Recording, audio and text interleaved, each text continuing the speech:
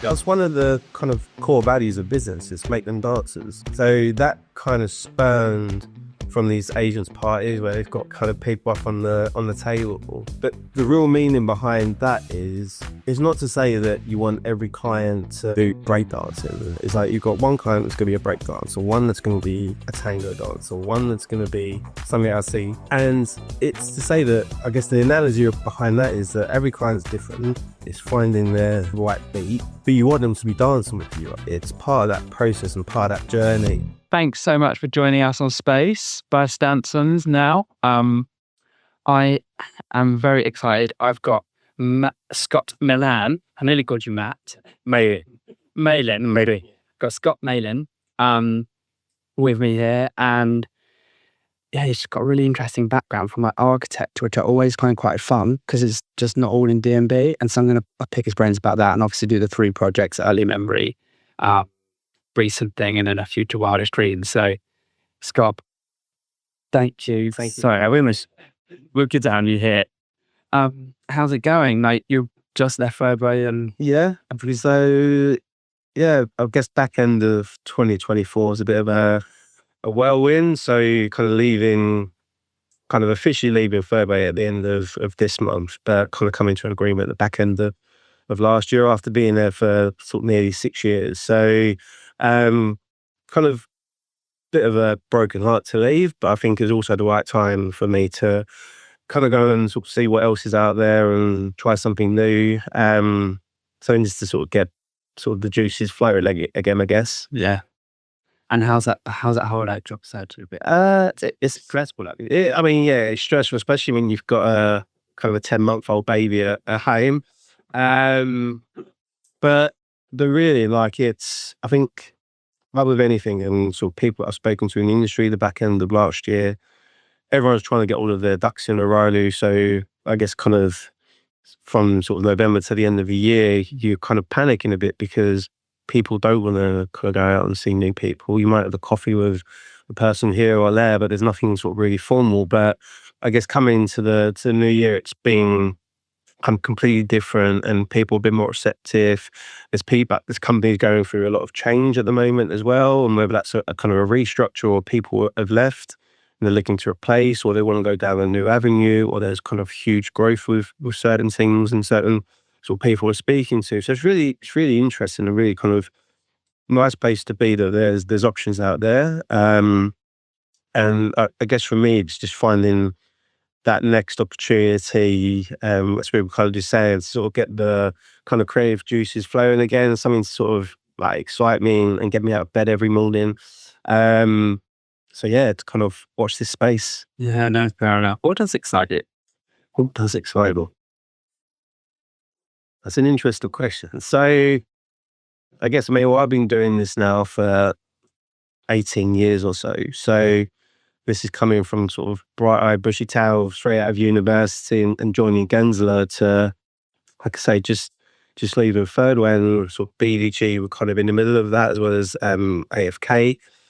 And everywhere I've been, it's been a completely different kind of animal. Yeah. So I guess coming out of university, which was great. I loved sort of university and everything that offered, and kind of worked my arse off to get a good degree at the end of it, but enjoyed myself while I was doing that as well. So joining Gensler and kind of joined just before the big financial crash, sort of in 2008. And I guess coming in there as, so Gensler at the time class graduates as interns, very sort of American term, being an American company. In many ways, my job was safe because I was kind of the cheapest member of staff. But I remember, so when the crash happens, they went for a massive redundancy as kind of, I guess, a global sort of crash happened. And the office literally halved overnight. So this was everyone really from like senior designer up to principal level. And I remember everyone had to go through an interview process, and there were some people that really fought their case to stay. Others are maybe a bit like, okay, yeah, it's the right time, we offered a good redundancy package.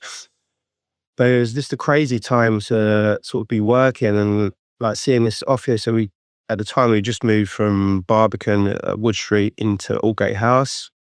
And at the time, it was kind of a new way of working. So everyone was to open plan as opposed to cubicles that we had at Wood Street. And then you go in sort of, we would work on a Friday, come in on Monday, and then half of the desks were empty. And it was quite a sort of an eerie feeling, but it was also like a strange time that a lot of the work was in the Middle East because essentially there was anyone's had any money. So remember my first project was a project for Abu Dhabi Stock Exchange, and the team that I started with essentially all got made redundant. So then new people came in kind of internally, and then there was working with a Chicago-based architect who was doing the base build, kind of a lighting consultant from Germany. But I think the extensions was from France. So like proper global projects, and obviously our clients were based in Abu Dhabi. And one of the guys that run the stock exchange at the time was an Irish guy. So again, sort of two completely different cultures. And you've got not just the end user of the stock exchange, but you've got the developer of not just the new stock exchange, the new building, but the whole island. So it was an island that they were creating to be the new financial district within Abu Dhabi. So you're working on this sort of massive project. I'm like, I haven't got a clue what I'm doing. But it was, I think that the benefit of working for a business like Gensler at the time was that there was a lot of people in there that knew what they were doing, obviously. And they always kind of instilled in you, ask questions. Don't just think like you can't and you just got to get on with it. And if it's wrong, you're going to get sort of bollocked. It's very much like, no, go and ask questions, be curious. And that's kind of stayed with me throughout my whole career. Like if I don't know something or if I want to ask a question, I'm not afraid to. I'm not just going to put my head down and hope I kind of get away with it. So yeah, so I spent sort of first kind of 6 years of my career at Gensler, kind of a brief stint with, it was FK, it's now AFK. So two of my bosses at the time, Simon Jackson and Matthew Cobbler, kind of set up the interiors team with this new business in London, which had strong connections to FKA in Australia.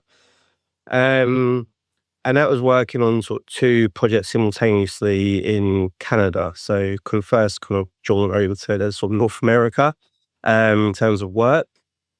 Again, really interesting, kind of a very junior team with some sort of, so Simon and Matthew, and then a guy called Colin, who was kind of ex-Morris Smith, and then kind of went back there post AFK, working on a regional and a national headquarters in Canada, so Montreal and Toronto. So total, that was nearly 700,000 square foot with a very junior team. So it was a struggle, but it was a really sort of big learning curve at the time, being sort of the senior designer of that team.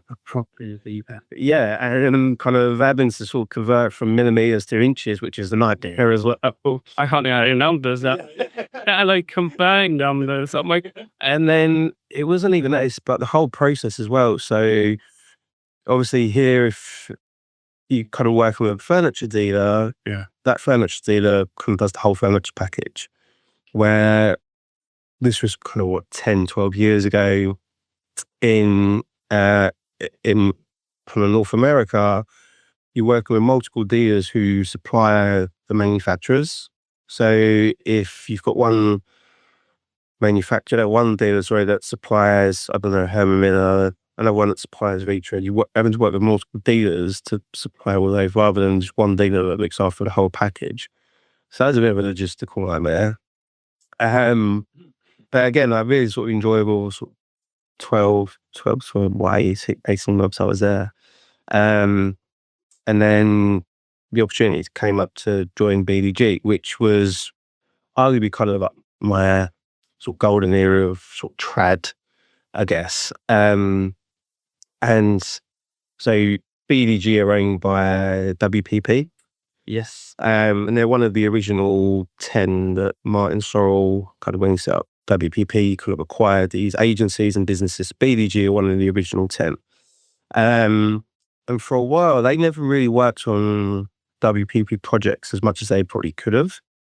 And then a guy called Colin McGady went into BEG as creative director, eventually kind of left as chief creative officer. But he was like, there's like a real kind of gap here that we can work with WPP agency. So I guess the kind of intro to that was the project they did at Sea Containers. So that's for sort of Ogilvy.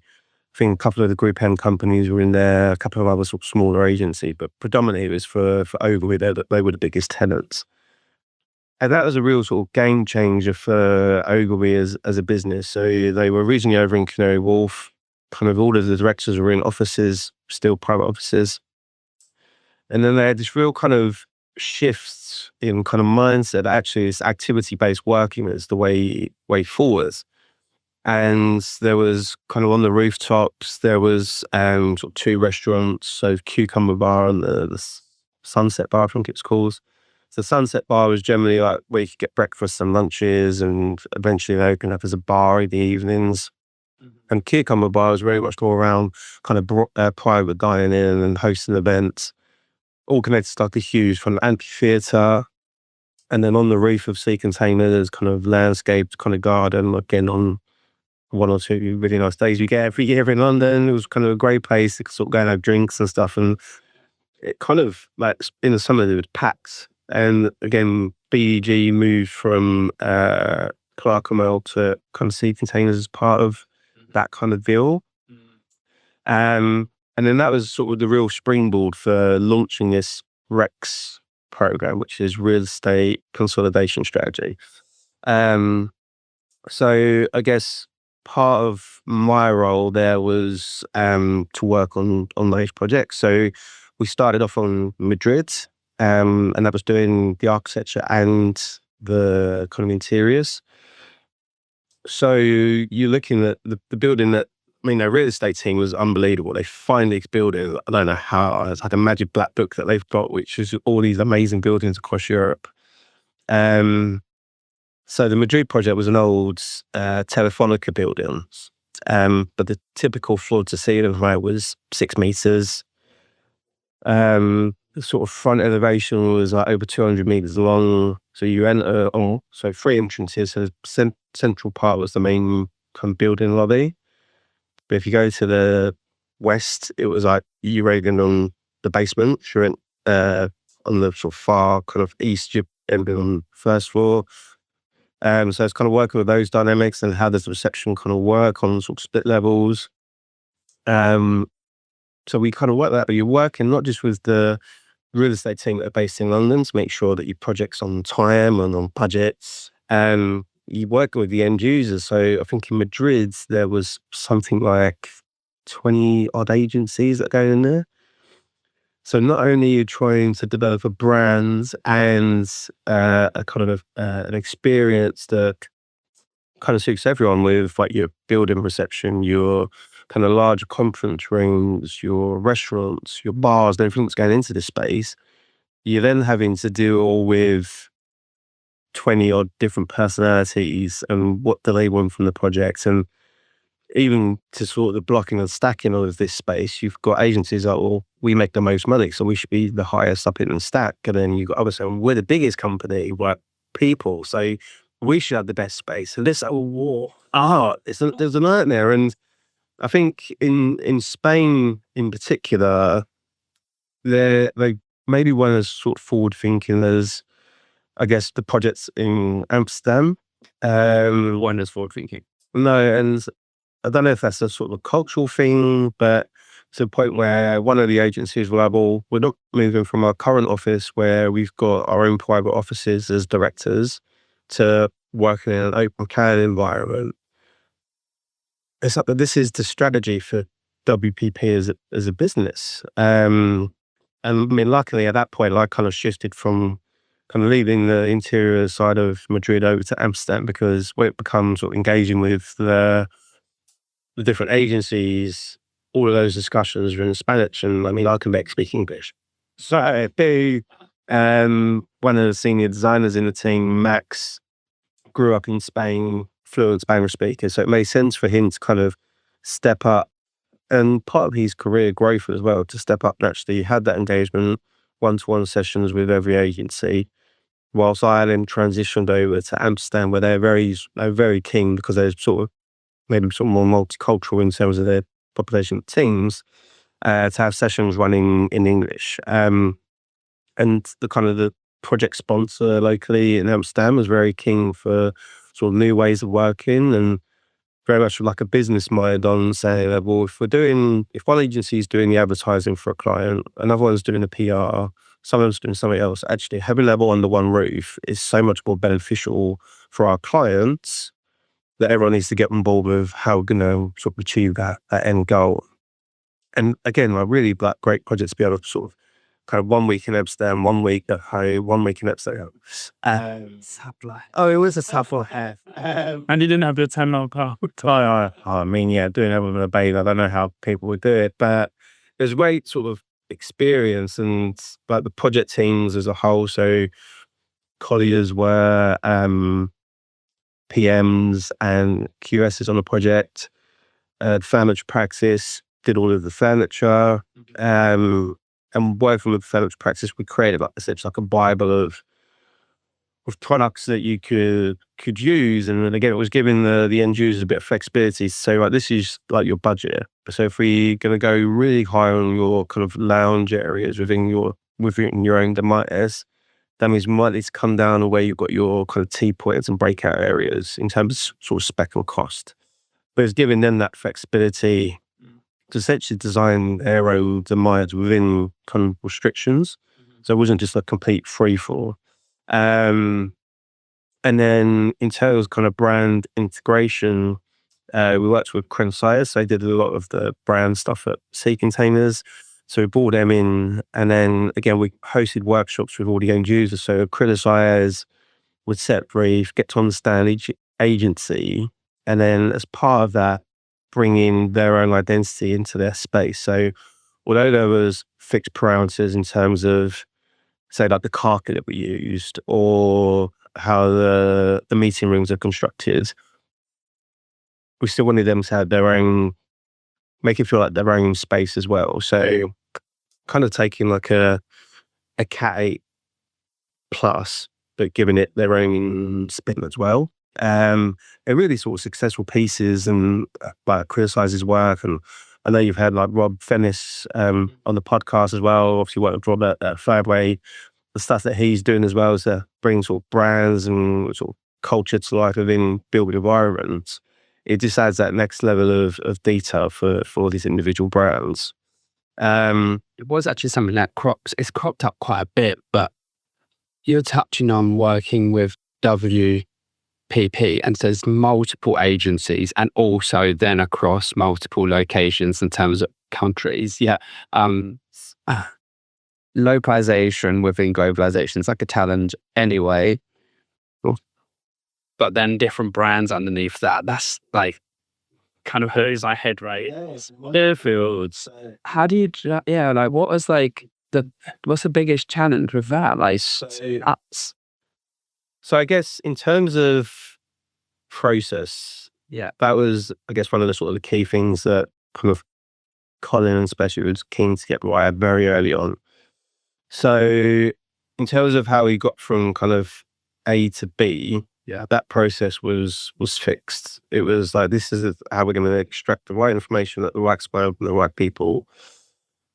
But it wasn't that we created a look and feel for the kind of general areas that was then rolled out across every location as well. So every building that WPP kind of occupy across Europe is very different, like for these campuses. So for instance, there's three. I've been to Sea Containers, that's the only one. No, but only actually quite recently as well. Yeah, very good. So there's now 3 in London. So you've got Sea Containers, which was the OG. Then Rose Court, I think, completed last year, maybe the year before. And then opposite Rose Court is the old Financial Times building, which is kind of in the process of being kind of finished and wrapped up now. So they're all WPP owned or occupied buildings. yeah, that's probably what I've been doing. Yeah. The most recent. And then, for instance, so Madrid was a completely different animal to Amsterdam. So Amsterdam was like an old 1970s building that was kind of renovated as part of this by a local developer. And the building was split into sort of 2/3 and a third. So WPP occupied 2/3, which was kind of river-ish, that on the riverside. And then the city side originally was going to be kind of a hotel, but because the developer and the landlord saw what we was doing for WPP, they actually decided to change track. So and at the time, sort of office rental value was going like that. So as well, let's make a bit more money here. So they changed the whole kind of strategy for the other side of the building, become additional office space for other tenants. But then if you look at the project in the building that was kind of found in Malin, it's kind of very narrow, but it's extremely long, but split over only up 2 floors of hoop. And then that Prague is then completely different to Warsaw, which is completely different to Manchester, which is completely different to Paris. And And the town are they completely different? in terms of the actual kind of aesthetic layouts, like everything about the base build is different. If you're like, even the build, is it? Yeah, they're not just going out and finding a nice little shiny glass box. It's very much like, what's the best building for WPP in those areas? And then part of that was, okay, so this is the base build we're dealing with. How do we tie in an interiors that works with the base build? So it's not like, it wasn't that WPP wanted to create a kind of a prep concept in the sense that prep all looks like prep, no matter what space it's in. And part of that is then working. So some of the project was pure kind of interiors. Some of it, the architecture team of BDG were involved as well. So for instance, Madrid was new facades, new cores, the whole kind of works. Whereas Amsterdam was very much kind of an interiors focus project. So then you're looking at the local areas, the history of the building, what kind of inspiration can we take, and then developing a base kind of concept that can kind of be rolled out. And then within that, you then kind of weave in each agency's brand, what the building brand becomes. So Amsterdam, even though it's the Riviera building, it got rebranded as Amstel. So for one of the agencies, VBAT is like, that's their kind of wheelhouse. So they partnered with BDG and Criticized to develop this brand story for the building. And then Madrid, I can't remember the number of this, on Matriz, the roads. And that become La Matriz. And there's a reason behind all these kind of stories. So it's making sure that each of these agencies and people that go into this space understand that actually there's no rule arching brands. I think at the time WPP kind of rebranded to like their sort of logo, kind of story as well, kind of went over on new kind of leadership sort of took over. And this whole kind of plethora of information you're trying to sort of manage. But again, I think so one of the things I enjoyed about the process was working with the likes of Colin, because he could see that kind of bigger picture and he's privy to sort of conversations that I were kind of earlier on, sort of stuff that kind of bigger changes that happen within WPP. Yeah. And then it's coming on that journey. So kind of myself and Adam Charles, who's creative director as well. And now at BDG, it's bringing us on and then the wider team, and it's kind of having all these moving parts, but trying to get to an end goal where actually you're creating these environments which allow their business to thrive. And at the time there wasn't a global pandemic where one of the key focuses was trying to get people into the office. It was very much like, how do we make our offer for clients better, and in the process create better environments for our staff to be able to do that. Yeah, I love that. I've actually had a chat with Sean Simmons as well, and I find it really interesting when brands don't just take a building, but they explore the geography or the area and find actually a building that's got a story for a start, and then ties that story into their own brand story, and then you come together. It's like amazing, like magical moment where they've got building, like weaving its own story and the brand through it, and then this like incredible like kind of energy comes out of it.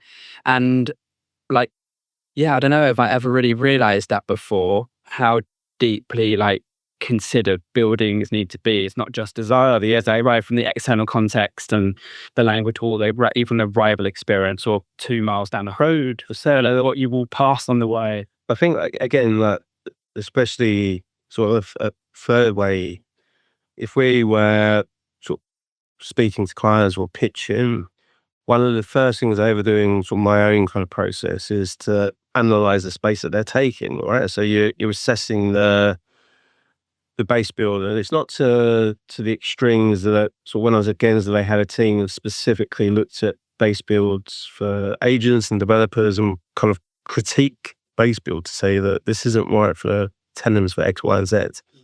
Whereas at Thirdway, a client maybe selected the building or they got 2 on a short list. So the first thing I do as that process would be to analyze the base build. So that's looking at floor plate itself. Is it just a square box? Is it kind of oblong? Is it curvy? Whatever it is. And then it's like, okay, where's your sun path? Where's the best views? What's your structural good doing? Is it raised access floor? What's your ceiling heights? And all of these things kind of help inform an initial kind of test fit or options. And we worked on it with a client recently where our initial thought was your shared amenities should go where you got your best views, because everybody gets to use those. Mm-hmm.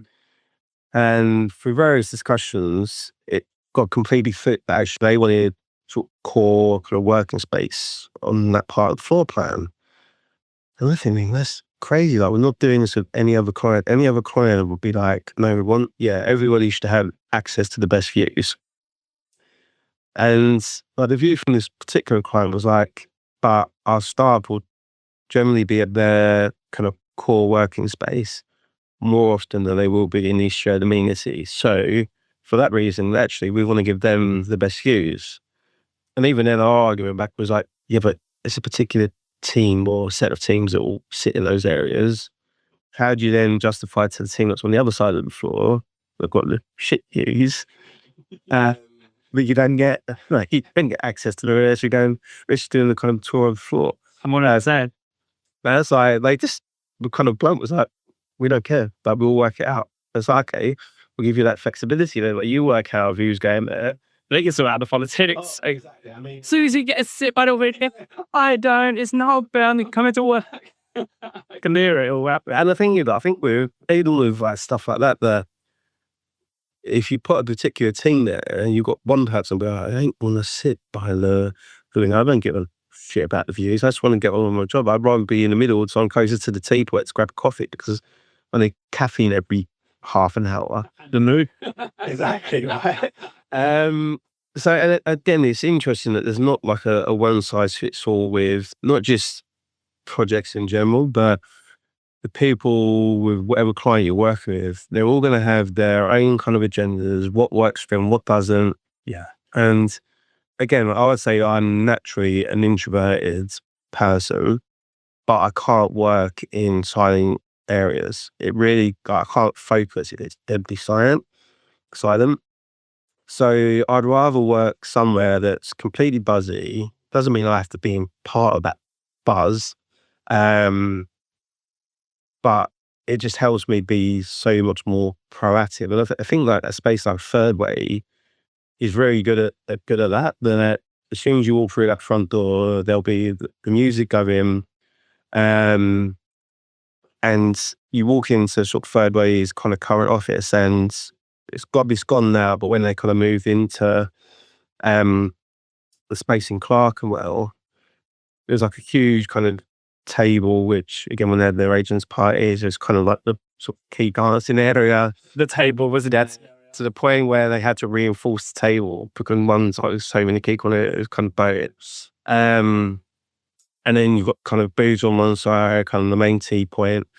But that area is always busy. And like the main boardroom was off of that. And I think, again, they moved into that space before I was there, but I'm fairly confident that boardroom was there for a particular purpose. And it's so when you're bringing in clients for pitches or meetings, they've got full view of Thirdway's culture and brand on show. Is it true that they used to genuinely like their goal was to get the clients dancing on the stage? Yes, and it was the goal. It's one of the kind of core values of business is make them dancers, right? So that kind of spurned from these agents parties where they've got kind of people up on the table. But the real meaning behind that is, it's not to say that you want every client to, I don't know, do breakdancing. It's like you've got one client that's going to be a breakdancer, one that's going to be a tango dancer, one that's going to be something else. And it's to say that, I guess the analogy behind that is that every client's different. It's finding their right beat. But you want them to be dancing with you, right? It's part of that process and part of that journey. And again, like, I think for me, coming from both sides of trad and D&B, it's the same thing that, like that kind of old analogy of people by people, right? And it's very kind of driven into sort of Thirdway that it's not just the pitch process, it's everything. Like during the duration of a project, you want it to be a great experience for your client, because when they decide to move or expand or relocate or whatever it is, you want them to be your first port of call to come back and say, we enjoyed it so much last time. You gave us a great product at the end of it. Let's do it again. I decided to kind of leave BBG and join Anomaly, who get a one and Thirdway companies. People within kind of BG, within the industry, was like, oh no, you can't join Dark Side. I'm like, I'm not. Like, Anomaly are essentially a trad business. But in many ways, I'd say that Anomaly are kind of like a hybrid. So they have all the processes and stuff that a traditional A&D studio would have, but with the mindset of a D&B company as well. So Pete Esposito and Liam Spencer, who set up Anomaly, kind of had various conversations with Ben Gillam, the owner of Thirdway, prior to setting up what was Thirdway Architecture, is now Anomaly. And actually, like, the stuff that Anomaly are doing is exceptional. And It is actually. yeah, well, I went in there 6 years ago, just set up the kind of interior side of Anomaly.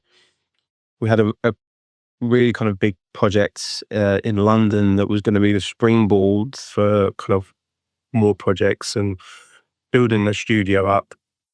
So it was a 75,000 square foot project. And the whole project and process was looking to kind of flip the sort of Reba stages on its head, to the point where when we did stages 0 to 1, we ended up having this sort of 600 plus page brief document that we created with the client. So that was only like a 6-month period. And then it came to it and it's like, okay, so we've got this document that ticks all the boxes for the real estate team within the client side. But in terms of the end user, so there was 5 brands coming under one roof, moving closer to the core part of the business in London, to that campus in London. So it's like, how do we digest 600 pages worth of information to wider team? So people that we've done our workshops with, we've done kind of surveys with, the whole kind of workplace consultancy for the process. So there was spare space at Morelands that Thirdway acquired, but essentially it was an empty shell. So it was like, why don't we create an exhibition? So how many people are you like kind of doing this 600-page brief to?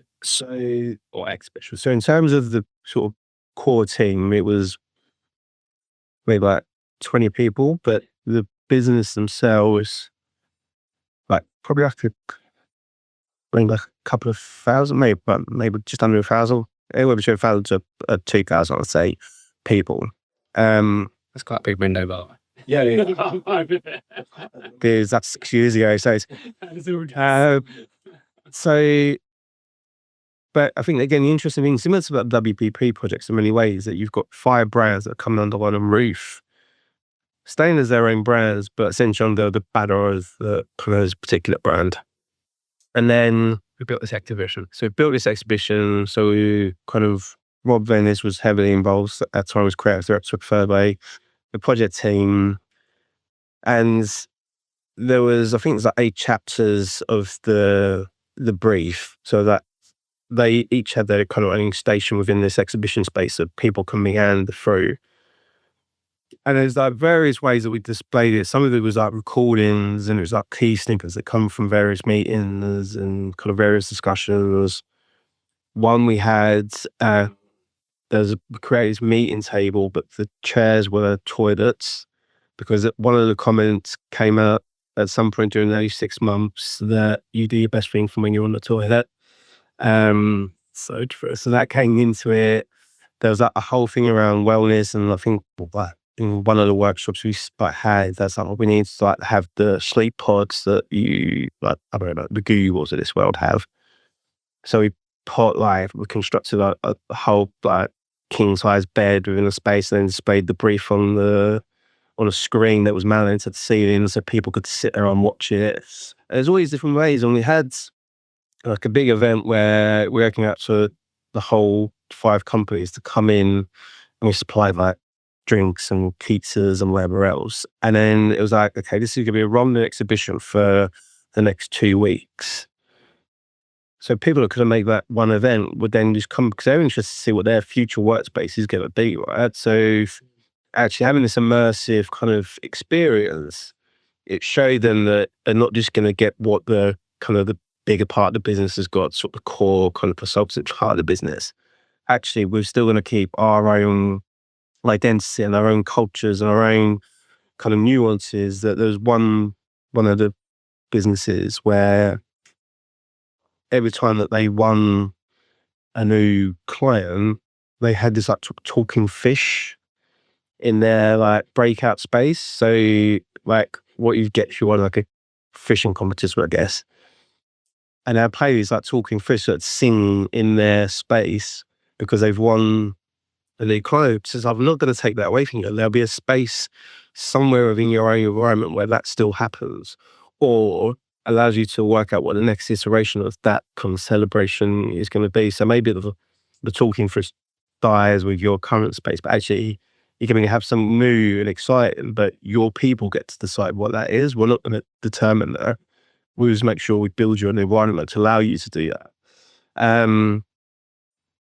But then with that whole process, I've got it at sort of stage 3, and then COVID hit. So project got put on pause, unfortunately. And then as kind of many businesses, kind of there's furloughs and redundancies. And then I guess there was like a real sort of shift. So Anomaly were rebranding from Thirdway Architecture to Anomaly. And then Ben approached me to come over to the core part of the business. Because they were looking to kind of target kind of bigger, I guess, sort of more complex projects. And with my experience of sort of the trad world and everything that brings, is actually kind of a good sort of switch. And then, yeah, here we are. I do love how that exhibition space, like to deliver I mean, who reads a 600-page brief? I don't even read a 1-page brief. Yeah. Right. And if I saw one now, I'd just think it'd be done with AI. It would be terrible. Anyway, yeah. So to make talent into an exhibition, that actually immersive. I mean, it's so cliche, isn't it? But bring people on the journey. I mean, it sounds so yuck, but genuinely, like, it is true. Like, get that finding, get that emotional connection, get that kind of like feeling, like, just get it across. I think this is it. Like even pre-COVID, but there's all sorts of talk about like there's workspaces needs to be far more like hospitality driven now and this and that. And even pre-COVID, like people, if you created the right culture and the right experience, people were viewing their workspaces as sort of clubhouses anyway, right? Because you spend most of your time working, like 5 days a week, typically 9 to 5. That's a huge portion of your week that you're kind of in a working environment. So you're working with colleagues, but you're socializing with them, you're collaborating with them. So you're signing up to be part of this brand or this members club for whatever brand or whatever business you work for. That's been there for like way before sort of COVID come. I just think it's more kind of elevated now, and there's more drivers on why people are kind of taking that analogy to bring people back to the office. So yeah, it was, like I say, it was an interesting kind of time at Nominee and then moving over to Thirdway. Sort of going back to your earlier point, I actually don't think there's much difference between trading and D&B. I don't think it is the dark side or the dirty side or whatever you want to brand it. Actually, I think you can be maybe a bit more dynamic within the D&B industry because of the nature of the beast. And I think, especially over the past maybe 5 or 10 years, that gap in terms of the output is drastically kind of gone. It's not completely separated. I think some of the work that you see the D&B sort of companies now producing is exceptional. It's right up there with the kind of the traditional kind of Genslers and HLWs and TP Bennetts as well. That it's, yeah, I don't think that what used to be the kind of the dark side of our industry, I don't think it's there anymore. I think as long as the client is getting a great experience in terms of from kind of say pitch through to completion and then beyond, it doesn't matter which way they go. I was actually chatting to someone about it not that long ago, probably this week. And it was quite interesting that we feel like workspace is almost a little bit too, it is too insular.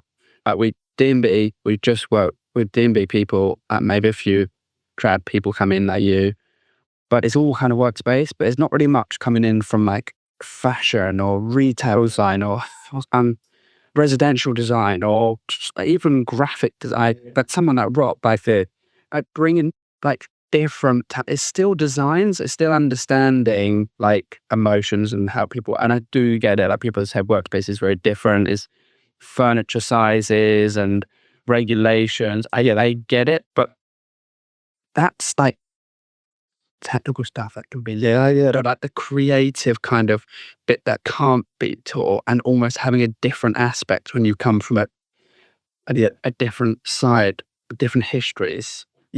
Probably, I reckon it's something about it. Let's put it that way. And I think that it's like really like key part of it is taking inspiration from other industries and stuff. And like fashion is kind of always at the forefront of kind of cyclical design, right? So what was in fashion 30 years ago is now back in fashion. Yeah. And sometimes I think there maybe is an element of that should happen within what we do as an industry, because even if you take people coming back into the office, they're, especially on the kind of back end of COVID, if you've got someone that's maybe got medical conditions or whatever, like social, like anxiety or a kind of neurodivergent, they maybe don't want to come back into that environment that they had before. It's kind of open plan. Everyone's kind of accessible to everybody. Actually, they might want kind of sound a bit more cellular in their approach, so whether that's kind of corporates or kind of offices or whatever it is. And I think it's getting under the skin of what people actually really want, that it's not pre-describing this is what we're seeing as a trend within our industry, you should adopt it. Actually, every brand is different that you work for, and within that there's people within that business that are going to be completely different.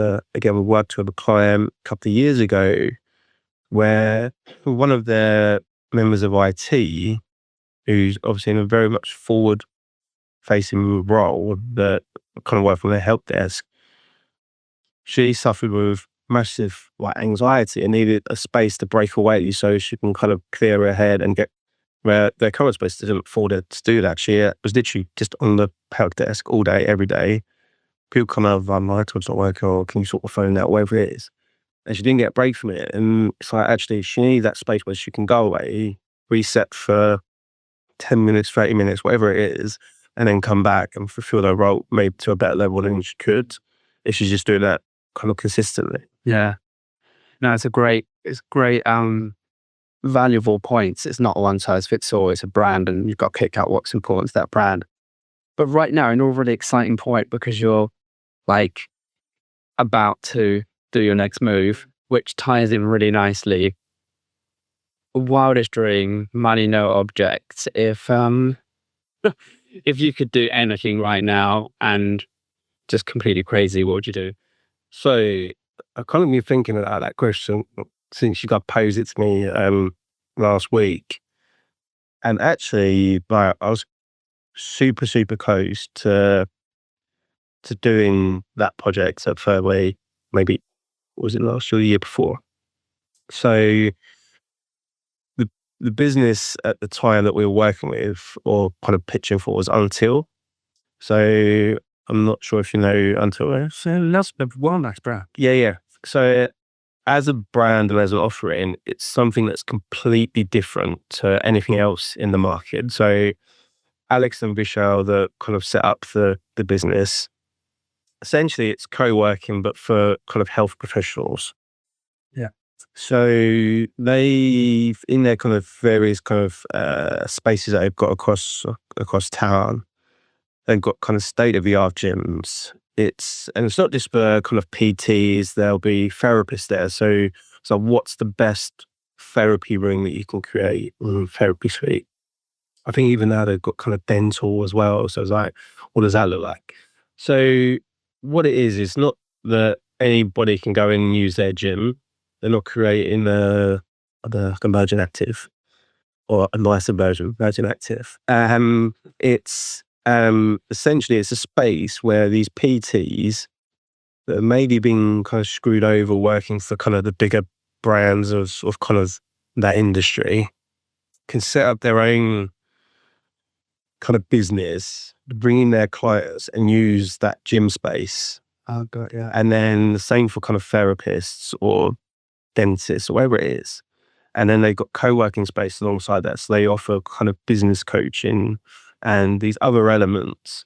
So we kind of, after their kind of first space launched, myself and Ben Gilliam had a kind of tour of the space, and they were looking at kind of a couple of other kind of spaces at the time, so kind of next venues. So we cased, and unfortunately we lost out. But it was just such kind of an interesting brand to kind of be, even kind of having kind of like, we pitched them, but we had like a few sessions with them. Really kind of interesting to get their kind of take on why they've done it and what they kind of see for the future. So it's not to say that I want to work on Until's projects. It's to say, what's the next Until out there? What's the next brand that's going to pop up that's doing something completely different to change their kind of industry? And being able to work with a brand like that, I think is super, super exciting. And again, that could be that it's a professional service firm that are going to go about, I don't know, the legal in a completely different way, or a tech company that are creating the next version of AI or whatever that could be. Mm-hmm. They're kind of at the forefront of that. So what does their workspace look like to facilitate them to do that? So that's like a dream. It's just like, what's something completely different, and then hopefully that means that they can do something completely different with their workspace in turn. You know, it's a great dream. I love Until.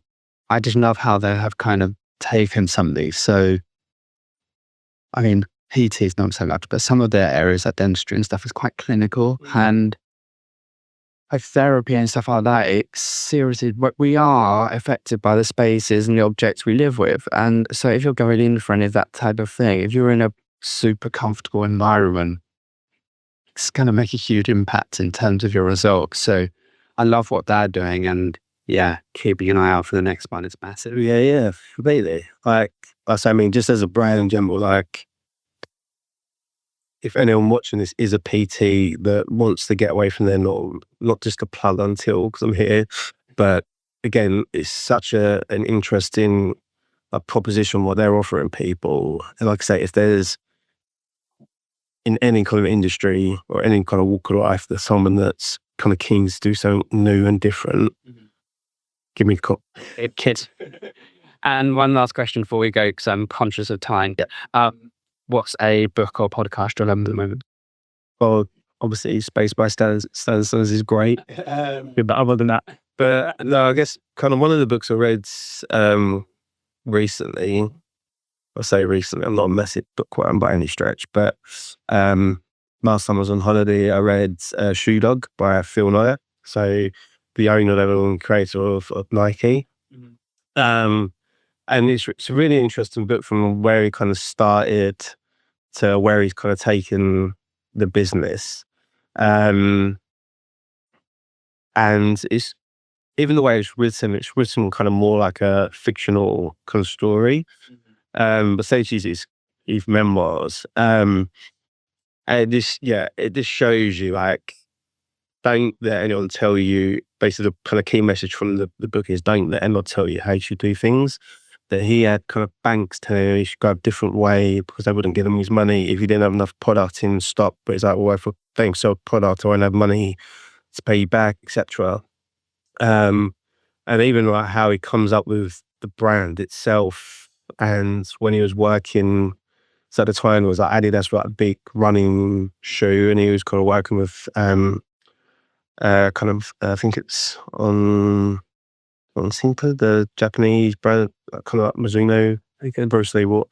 So he kind of then brings that into America for a company called Blue Ribbon. And it kind of completely diversifies, and yeah, it's just really kind of interesting about how he then comes up with like Nike and the people he brings in to kind of set up the business. And again, it kind of then leads on to like the Air film, which is about how kind of Michael Jordan, how they get Michael Jordan all these books. And the create about the Air Jordans. Again, we'll go with feet today. Yeah, it's just really interesting. It's not new by any stretch, but if anyone's not ready, I highly recommend it. Good, man. Thanks for the recommendation, Scott. Appreciate it. Thanks everyone for listening in, hearing us. Definitely keep the feedback coming because it makes a massive difference, honestly. And the ratings, they're really helping out with the rankings and everything. So keep up the good work, guys. Thank you. And thanks again. So thank you. Great to chat and hear your story. Cheers. Thank you.